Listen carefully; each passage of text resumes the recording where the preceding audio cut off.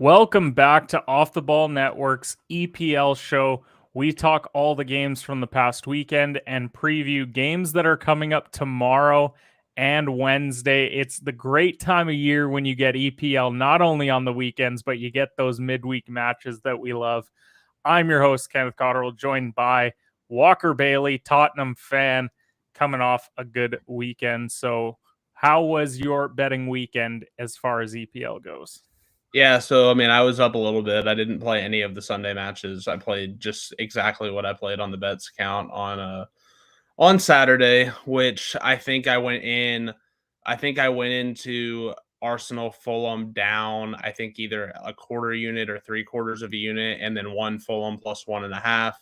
So I was either up three quarters of a unit or a quarter unit for the day, which means for the week. So I mean, yeah, it was fine. It wasn't, there was a stretch there where about halftime on Saturday, it was like, holy hell, we may win like 8 units here. Like, because Crystal Palace was up 2-0 at halftime, and I was sitting on the plus 1600. And then and I was also on Palace plus 2 for a full unit, which and they're up 2-0, and so you're like, just don't get outscored by 5 in the second, 4 or 5 in the second half, which then they get outscored by 4.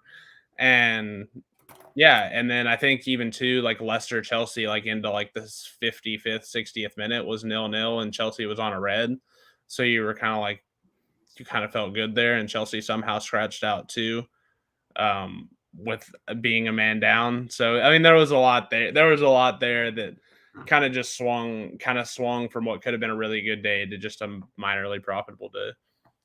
I'm in the exact same boat as you where I'm profitable coming off the weekend, but it doesn't feel like I am because it could have been so much better. Like, It felt first like of all, it you're felt like I sitting at lost so much 0-0.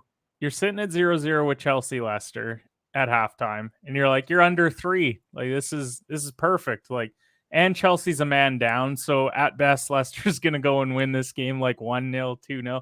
No, Leicester loses outright despite being a man up for over an hour.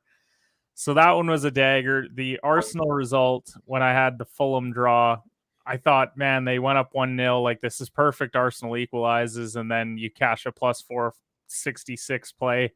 That one missed. I missed Brentford and Everton by a goal. I wanted to take Liverpool minus 3.5 so bad, but I went with the 2.5, and I could have gone 8.5 because it was an absolute dog walk. Right. But right.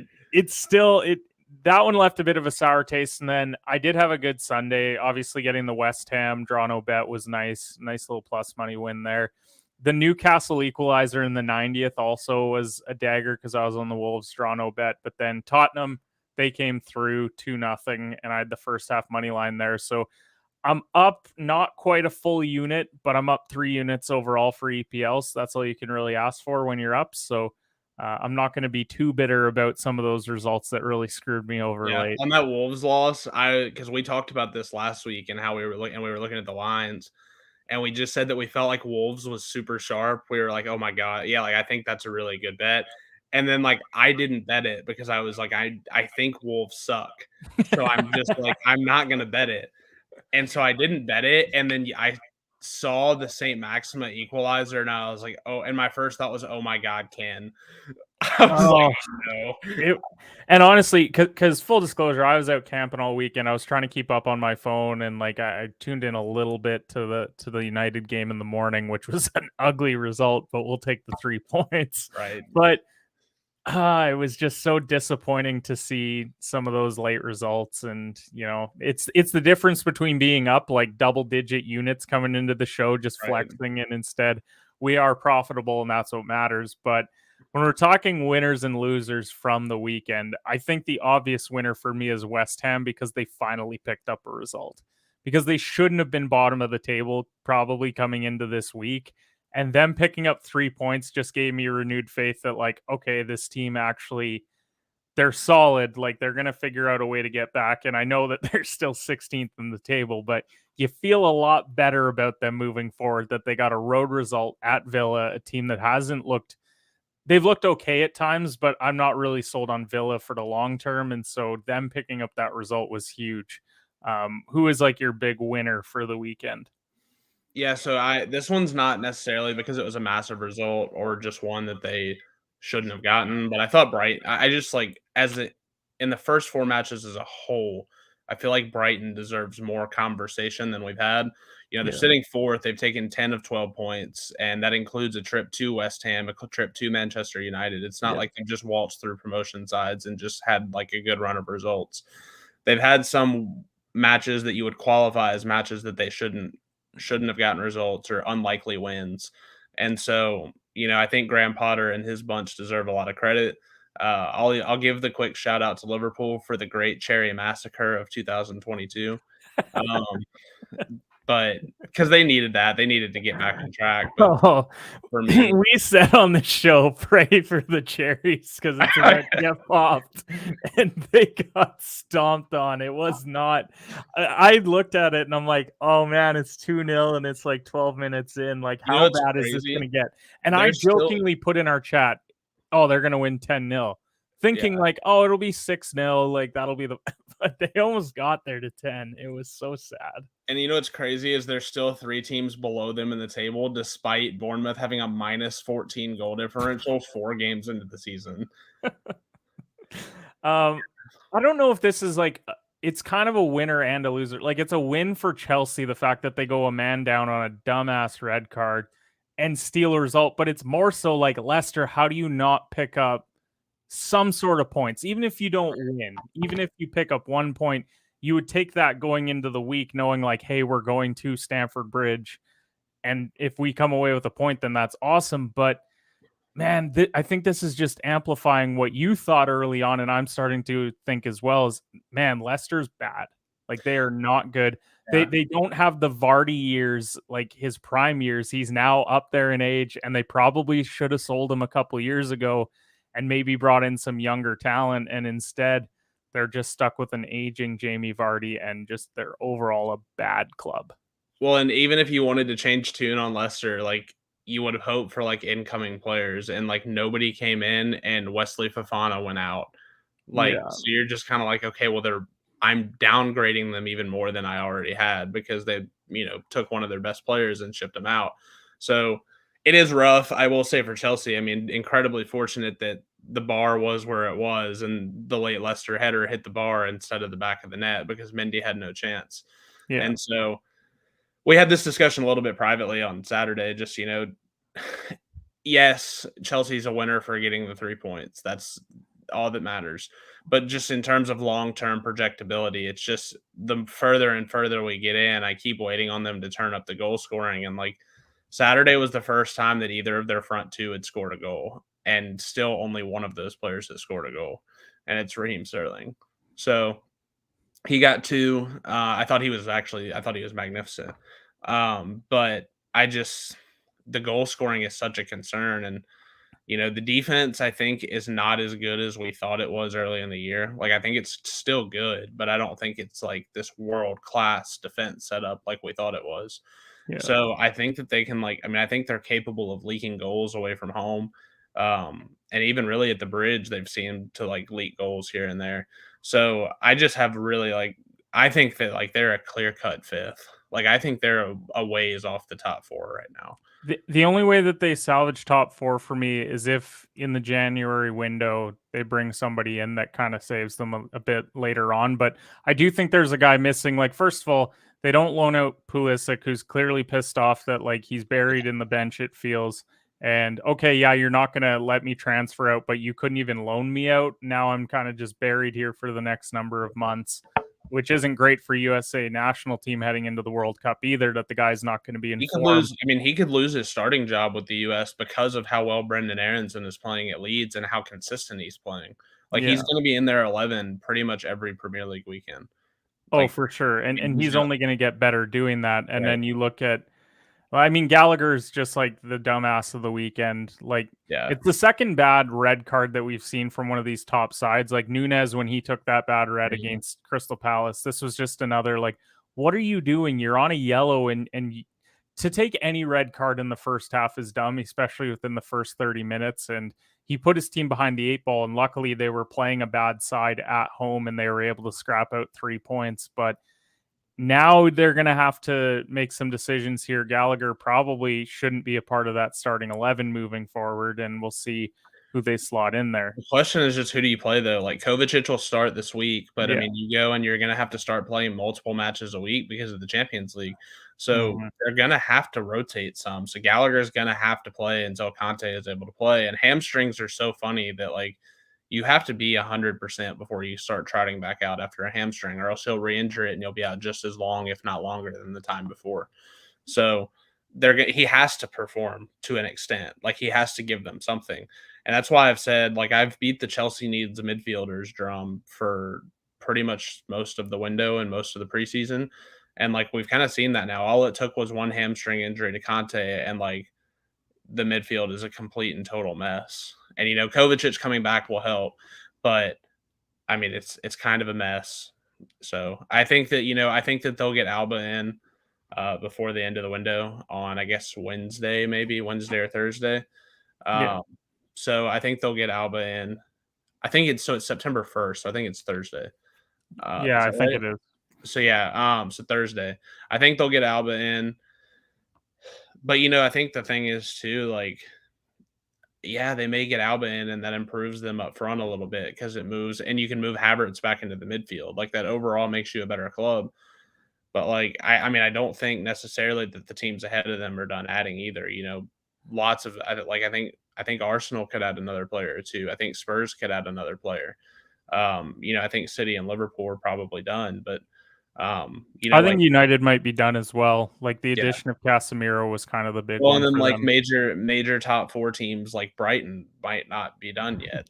So all jokes We aside, do have to call them top four side right now in Brighton, yeah. so it is fitting. But All jokes aside, yeah. But I mean, I think the other teams that are ahead of them right now for me are still potentially not done, which just makes me wonder if. And you mentioned January. I wonder if the gap just can't be made up until January, and if it maybe can't be made up until next summer at all. yeah, I there's still some cause for concern there with Chelsea. They're still a top six side. It's just whether or not they can slip into the top four, or whether they're going to be on the outside looking in playing Europa next year. They're almost in a tier by themselves for me. Like I think they're the clear fifth best side. I think they're a Yeah, ways off the they're top clearly better four. than United, and they're Yep. clearly better than Brighton, but they're maybe not quite Arsenal, Yeah. Tottenham. I think they're clearly behind Arsenal and Spurs and clearly ahead of United, and then teams that I have rated in that 6 to 10 range, like Brighton, Newcastle, Palace, that group of teams. Yeah. So let's look forward to this week. We do have 4 games on tomorrow. We got 5 on Wednesday and then 1 on Thursday. A tight turnaround for Yep. United. So we're going to cap it off with them. But let's talk Palace Brentford. My book's got Palace right now at plus 120. I feel like I'm going to get suckered into Palace money line just because we've kind of been the ultimate Palace hype train early on, especially Yeah. you. I do actually kind of like both teams to score here as well, just because I do like that Brentford attack. And so at minus 121, it's a bit of a safer play than just going a straight up money line. So what do you think of the Palace Brentford? Yeah, so I mean, naturally, I would like to like Palace, but Brentford in the Prem now, kind of off of a street or a couple of bad results. I would consider for them right now, a loss to Fulham and a draw to Everton. With their expectations, I would consider those poor results. And the draw to Everton was not at Goodison. It was at Brentford. So I would consider that. I just kind of expect them to play up at some point. They haven't really played up since they played United.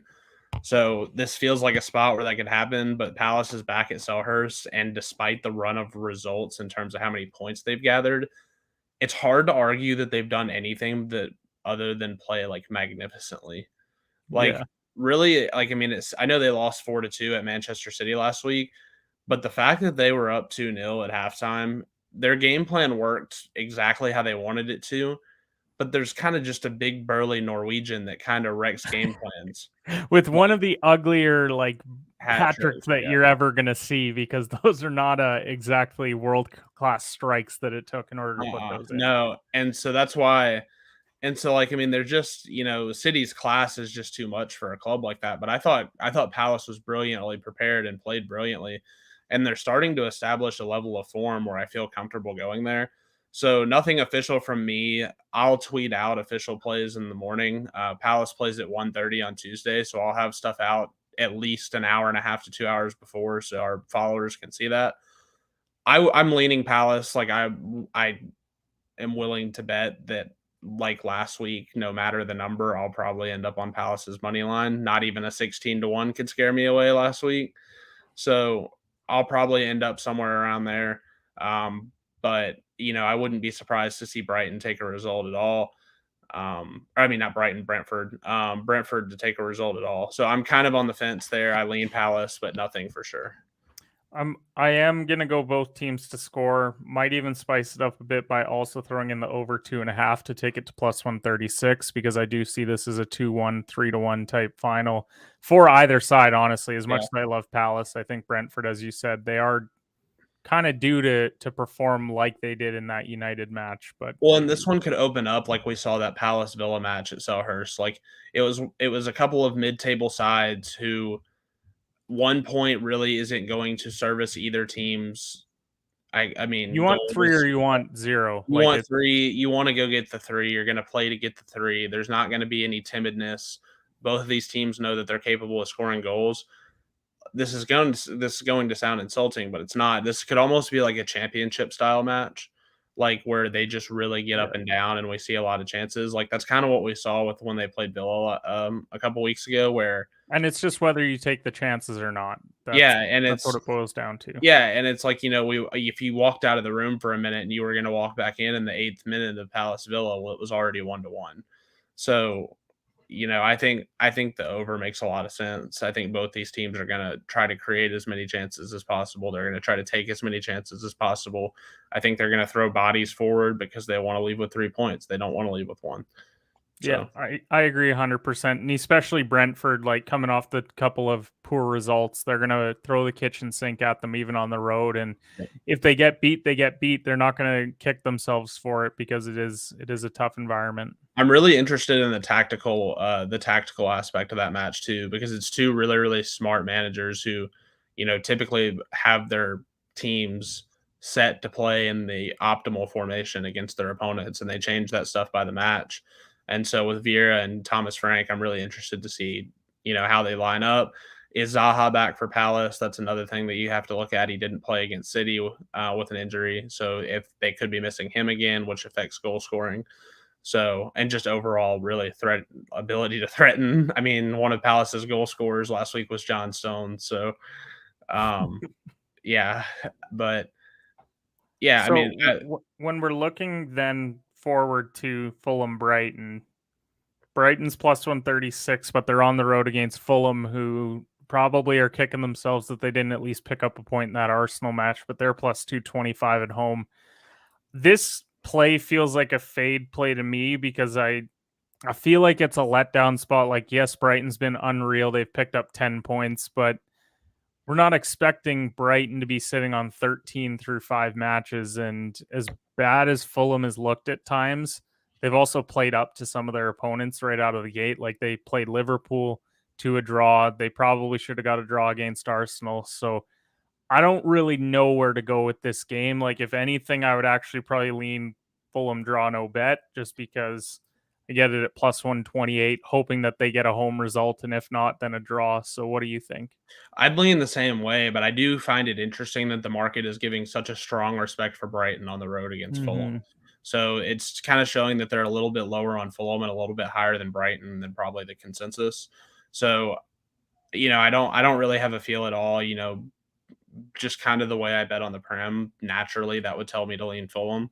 So that's where I would lean, but I'm not going to play anything officially. I think also this kind of reeks of 1-0 nil-nil. Like this could be Mm, a feeling out process where Brighton's kind of like, hey, we've got 10 through 4. Like leaving with 11 through 5 is not the worst thing in the world. And we're on the road against a team that's already drawn a title contender here. Like if we if we leave with a draw, that's not the worst thing in the world. And while Mitrovic is taking chances for Fulham, that team in general hasn't taken just a ton of chances. no, And so, they've and it's, relied on individual brilliance, is what it yeah. comes And so, down. and with that being the case, I think that you could see like a low scoring game where, and with that, there's just so much variance, like who has the one brilliant strike. And So I probably won't bet it, but I am noting the market respect for Brighton and putting that in the back of my mind as I move forward and maybe adjusting them a little bit just because um, I mean, they've picked up a ton of points via results, and the market has taken notice. So I think that they may be someone to pay more attention to. They're only 2-1 to finish in the top 6 right now. So Yeah. That's interesting to me. So Southampton, they're at home against Chelsea. They're plus 433. Chelsea sitting at minus 160. God, I hate this Chelsea team. I can't lay Southampton, let's be honest, they deserved a point against United on the weekend because it was one of the ugliest games that you'll watch of the year, right. but they didn't take it. Probably a game where they should have got it. Is this a spot where they just get blown out because Southampton's no good? Or is it Chelsea still aren't taking chances and they could potentially steal a result here? I hate betting on either of these teams. And so it's one Mhm. of those where Chelsea could formulate attack and take advantage of a poor Southampton defense and just kind of take it to them. But I think the market is telling you the opposite. I kind of think that it's hinting that Southampton maybe is picking up a little bit of form and maybe they're due for a result, which is not what I want. Um, so I'm staying away completely, but it's one of those results that I'm going to watch with interest because I kind of want to see what happens. I don't think Southampton have the weapons to attack Chelsea. I also don't They think have to score Chelsea, on the counter, I think, in yeah, this game. and Like I don't think Chelsea's going to sit Chelsea, on 65 to 70% of the possession. Like yeah, it's going to and I be don't think Chelsea is good enough to if Southampton decides to come out in a low block. I don't think Chelsea is good enough attacking to break that down and just take total advantage of it. I just and don't think they're good enough for that. I So it's think that weird. at some point Chelsea has to finish these chances that they've had because they've already botched a lot of scoreable goals. And I think that this is Yeah. the spot for them to do it. So it's why I like Chelsea -1 at minus 107 because look, if they win by one, if it's one of those Chelsea results that we've seen all year where they're just going to win 1-0, 2-1 maybe, I'll take the push happily, but I think this is the game where they maybe open it up a bit. They get that result that they need that's a 3-0 or 4-0 even on the road. I'm not high on Southampton at all, so I'm going to roll with Chelsea whether or not that's a wise decision given what we've seen the last couple weeks, but I do think it's going to light a fire under their ass the fact that look, we were very fortunate to pick up points against Leicester. Like we need to start proving to ourselves that we're a top 4 club. Even if others might not believe it, we need to start believing that we're a top 4 club. And this is a spot where you have to do it. This is a bad team that they're playing. I don't like betting on clubs that have bad vibes, and it seems like they have bad vibes. It seems like all the vibes are bad. So Well, I'm a gambler that usually has bad self vibes, so I'm gonna roll with Chelsea and hope that our both of our vibes turn around well. All the vibes around Chelsea just give me the icky. I just think that it's icky vibes. And I know, but I'm an American, so Pulisic had that kind of hits closer to home. So maybe that's more relevant to me than people in Europe. But even just the way Tuchel is talking to the media and stuff, to me, and we can file this one away and clip it in the prediction cabinet. This feels like a season where they feel it finish a distant fifth and Tuchel gets sacked because he has to be extended after this season. And they Yeah. have a new owner who did not hire Thomas Tuchel. So If you're not top 4, you're getting canned at this. I don't think they are. And that's why I kind of think with the way the vibes are going, it just seems like it's moving that direction. I could actually see it getting a lot worse before it Hmm. instead of getting better. And they sack him at in the January window or something They early. sack Tuchel, bring in a striker, and then they maybe make a late purge. Sack Tuchel, open up the wallets and Bowley's first full window, and then hire a manager and go, and then see. Okay. And Well, just to make we're gonna clip that and we're gonna put it away because if you are Walker Adamus that you are, then we'll see if you and predict then it. when Chelsea wins the Champions League, we can tweet that and be like, haha, let's all laugh at Walker. Final one from Tuesday: Leeds Everton. Leeds plus 122, Everton plus 233. I have a soft spot for Leeds, but I just don't think I don't know where to go on this game. I think this is going to be my one for the day that I'm gonna fade. Like with Leeds, I think that they are going to be a club that suffers a lot of ups and downs just because of the youth and still Jesse Marsh's relative newness to the Premier League. So I'm not saying they're going to draw or lose here to Everton, but also like the market is giving a little bit more respect to Everton than I would have expected. Like I would have absolutely expected Leeds to lay juice in this spot, given the form that they've shown and given the points that they've tallied through early in the year. I just, it's interesting to me. I would lean Leeds. I mean, you just naturally have to. It's at Ellen Road, which is an underrated hostile environment to go play in. Like that's one of the tougher places in this league to play. Everton can't really score goals. They can't play out of the back, and Leeds is going to pressure them at the back. It feels like some potential Everton miscues. But I will say this: if you want a fun prop bet from a matchup standpoint, and this is going to throw you for a run. If you want to go nuts, bet Jordan Pickford to get an assist. Jordan Pickford to get an assist. They've been playing those long balls from him to attackers, and with Leeds' ball pressure, the way you beat that is to play it over the top. So if you told me they played one back and he bombed one to like just somebody and they like were in on goal and he scored, it's not likely. But if you just want something to root for in that game and you just need a little skin, like I think a little quarter unit on a Jordan Pickford assist would be something at least like worth kind of like exploring. If that's even a prop you can go get, like I'm sure you can. Man, if that's actually a prop out there, I'm gonna look as we go because I'm I'm really curious if that's actually a play that you can get. But okay, I'm gonna go look because so let's see.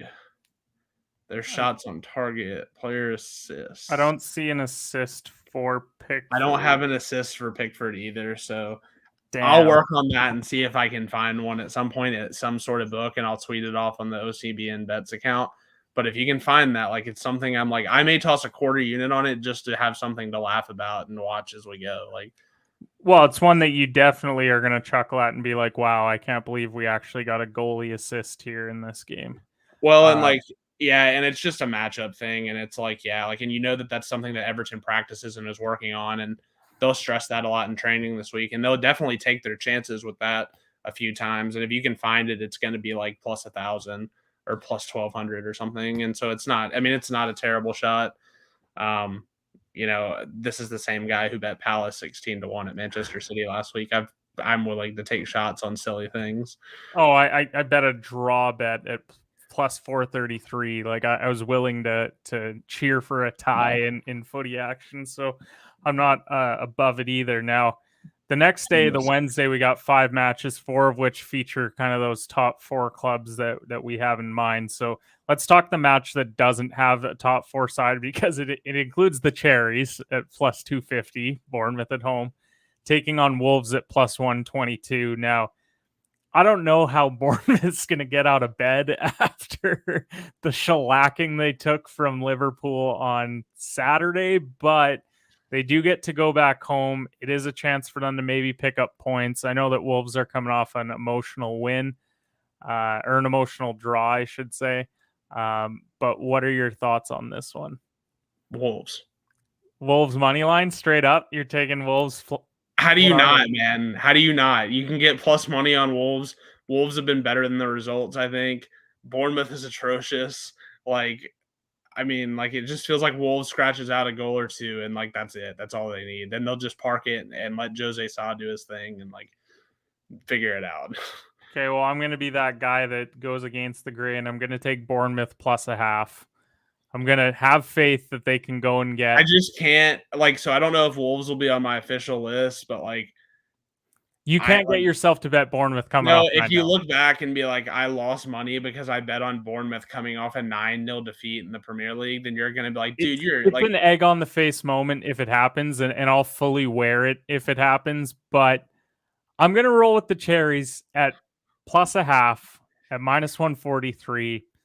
I'm still not sold on this Wolves side overall, despite the fact that they picked up a key point here. So I'm going to have faith in Bournemouth, which is not a statement that I think I would ever say on this show.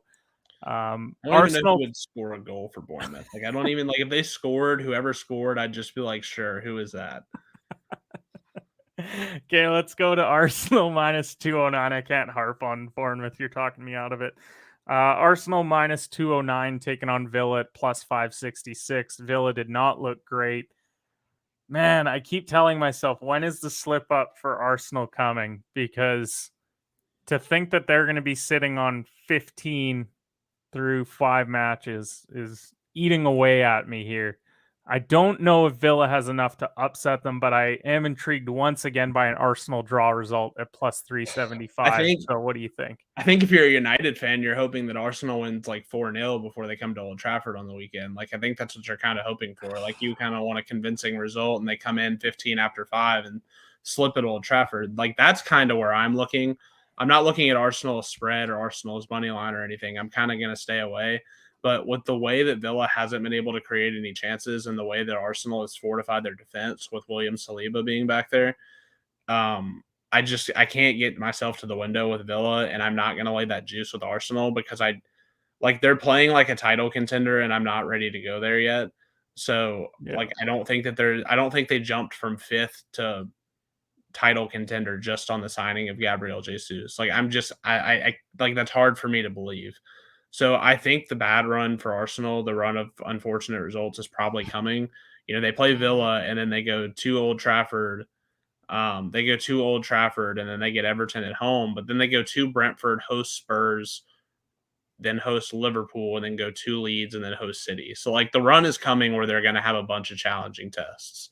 So I think with Arsenal, you just kind of you either take it and ride it with them and just kind of see what happens, or you wait until this challenging run and then you kind of pick your spots where you want to bet against Arsenal. Because I think like United on the draw no bet is something that I'll have on my card on the weekend because I think United's going to get up for that match. I mean, you have the top of the table team and a kind of a natural rivalry game. I mean, it's a match that's always going to be massive. It's two massive, massive clubs. So you know that United's going to get up and play with the utmost ability. And Arsenal's still not scary, I think, to a lot of these clubs. You know, Fulham gave them their best shot at the Emirates. Like, I don't think Arsenal's scaring anybody at this point. So not I yet. think United will get up for that match. I just can't. Villa. I think to beat Arsenal, you have to be able to create chances and score goals because Arsenal's going to do that. And so with Villa, you know, I think Villa generated like 0.15 xG last week. I mean, how do you like? And they were at home. Like, how do I then say, okay, you're going to go to the Emirates and generate enough against a better defense for me to back you on anything? Like, Okay. and with Villa's form, that's kind of been consistent now. So that's why I'm like, I can't bet it. I'm going double chance on Villa. I knew you would. At plus 150, I like the double chance play here. That I'm basically banking on the fact that Arsenal is going to slip because I think they're looking ahead to Man United. And I think that's so we're just on different philosophies on it, but I do think that I just think that they're looking forward to that United match, and they're fortunate in the fact as well that they're going to get United on an extra day rest as well, which I'm still confused why we're playing on Thursday. But anyways, City minus 1,000 versus Nottingham. I don't think we're seeing Bournemouth Liverpool replay here, but I do think that City. I love City minus 2.5 at minus 150. I do think they just handle business. I mean, I think that's pretty much all you can say about City until they don't. They just have so much attacking that, like, they're right now creating what feels like a dozen chances. I'll say this too, and kind of looking back on the weekend because we didn't talk about it at all. I think a lot of people watched Forest Spurs and thought Forest were dominant, and then you actually get the statistics in hand and realize that Forest was leaking chances all afternoon. Yeah. Like Spurs had almost 3 expected goals from, and I know that there's a penalty in that, but that's still over 2 expected goals from in play chances that they didn't score. So, and they didn't even score the penalty. So, like, and it was a clear, like, deserved penalty. Like, he threw his hand in the air and like tried to catch the ball. So I mean, that's my thing with Forest is like I was encouraged by what I saw from them Sunday, but then you go back and dig into the numbers and realize that they were leaking chances all afternoon despite the prowess they showed on the attack. That defense is just really shabby right now. And I don't think shabby defense versus Manchester City is going to be a good time. I'm going to get weird with it. Instead of the minus 2.5, I'm going to take Man City first half minus 1.5. I'm going to say that they put it away early. They create a couple early chances. It's 2-0 by the time we're 30 minutes into the game. And then they kind of just put it on cruise control because they're not worried about Nottingham coming back and scoring two on them. So I'm going to go because the -1.5 is +128. I like the plus money value there. City, Yeah. as I said, they create so many chances, and I think they're going to dominate from the jump at home. Like they got that scare from Palace last weekend, and they're going to come out sharp. And I think they're just going to put it away early. So I'm going to ride with the City first half -1.5, which is one of the riskier plays I've ever thought about doing. But I think that if I was going anywhere, I would go maybe like alternate spread, City -3 or -4.5 at +300, and just oof, like leave it and hope for 5-0 because I don't think Forest scores. I think it's just how many does City score, and yeah. that kind of just boils down to when do they decide to take. I will say this about a City spread: the only thing that worries me is if they get up three, or if they get up two or three, then when does Pep just start pulling guys out because they have to play in the Champions League the Yeah, next? they got to pull Holland at some point. They're not going to start Yeah, him every match, and I think that if you get up 2-0 at half, you're going to pull Holland because you're like, whatever. Like I don't need Holland in this game. Like I yeah. can create chances with other guys. No, and You I might even see agree. De Bruyne get pulled, honestly, because he's another guy that like why you have him out there. Well, just a lot of people. Like, I mean, I think that you go in and you're like, all right, look, like I know it's a week in advance, but we have to play again this weekend, and then we have to play, and like we want to start our guys in that match. So Yeah. like, if we're gonna do that, then we have to get some of these guys And that's out. got to be City's main focus too, because if you look at the fact that they've won countless league titles over the last decade, but Europe is what's been not in the trophy case Yeah, yet. Like to me, that's their important trophy this year. That's why they went out and got Holland. It wasn't to win another Premier League title.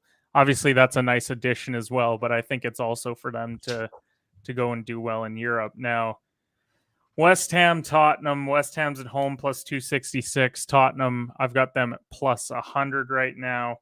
So for me, I kind of like the West Ham draw no bet here. I do think that Tottenham's a side that eventually will start to drop points as well and could maybe be looking to the weekend. So I like the draw no bet at +162 just because of the value. But the issue that I have playing that is that I'm playing that for a draw and I shouldn't be because obviously then you're just pushing. yeah, and so I think with West Ham, I think if I was gonna bet it, I'd look for a plus a half. But I will say this: a reason I won't bet it, A, because I'm not betting against my own team. I'm not a bad person, and two, I think we're gonna get Richarlison in the starting lineup. I think he's gonna actually replace Son in the starting lineup on Wednesday. Hmm. And Tottenham with Richarlison on the field to this point in the Premier League has been a completely different Tottenham side than when Son's been on the in the lineup, Yeah. like in a better way. I mean, Aggressive. yeah, and like I use this phrase on my Twitter account at one point, and I'll say it here. I DM'd it to you. When Richarlison comes on, they just get a little bit nasty and they start dicking people's brains. Yeah. And like they just get a little bit nasty. And when you play with that tenacity and with that sense of nastiness, like it just makes you a much better team. We're also like I think Romero and Oliver Skip are both coming back in for Spurs on Wednesday. They both trained Monday ahead of the match Wednesday, so you're looking at potentially a refortified Spurs defense against a West Ham team that's not generating any chances. Even in the 1-0 win, they only generated I think half of an expected goal, so they really generated nothing. Um, I think that so I'm not betting Spurs because I do think it's a tough spot and Spurs have not played as well on the road. But I don't like I'm gonna have to stay away just because I think that there are a lot of things for Spurs that could go right. Whereas West Ham, I think if things go right, they like draw 1-1. I think if you really want to look to play something, I might play the under because Spurs are going to give West Ham the possession and try to hit on the break, and West Ham has enough quality where they'll limit Spurs to one or two goals, and West Ham hasn't generated a lot of chances. And Spurs' defense will be refortified with Romero potentially coming back in. One, even if Sanchez starts, Spurs haven't conceded a goal with Davinson Sanchez on the pitch for over 9 hours now. So it's been a long time. West Ham plus a half's -118. So maybe I go that route if I'm playing for the draw. Because I don't feel confident that West Ham's going to go get 3, so why play for the push when I could just get If you asked me what I thought was going to happen, I would tell you draw. But if you asked me and this is a silly question because this is an obvious answer. But I mean, I still think Spurs are the more likely winner just with the matchup and the way that their lineup is going to be laid out. Even with Rodrigo Bentancur out with a concussion, which is going to create some problems in their midfield, I think. I think we could see any of rested Yves Bissouma, rested Oliver Skip, Pierre-Emile Højbjerg has been great. Spurs just have such a squad in terms of being able to rotate players that I feel like the freshness is also going to help them too here.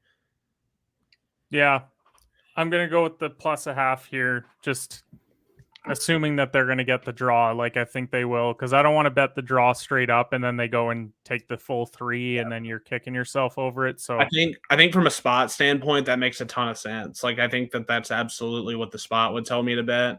I think the only reason I'm staying away is just lineup concerns and just overall form concerns.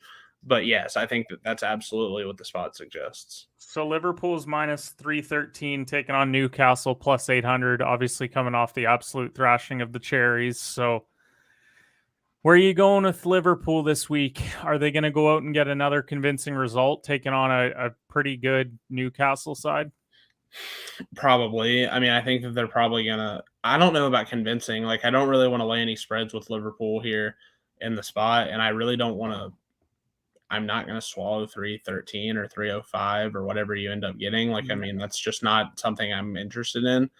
But it's at Anfield, and they have kind of run some – now they've kind of put a good game in their back pocket. They scored 9, and Salah didn't score.